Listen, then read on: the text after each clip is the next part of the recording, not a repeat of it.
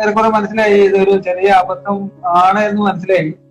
പക്ഷെ പിന്നീട് നിങ്ങളുടെ വീഡിയോകളും കാര്യങ്ങളൊക്കെ കണ്ടപ്പോഴാണ് നമ്മൾ പെട്ടിരിക്കുന്ന കുഴിയുടെ ആഴം മനസ്സിലായത്.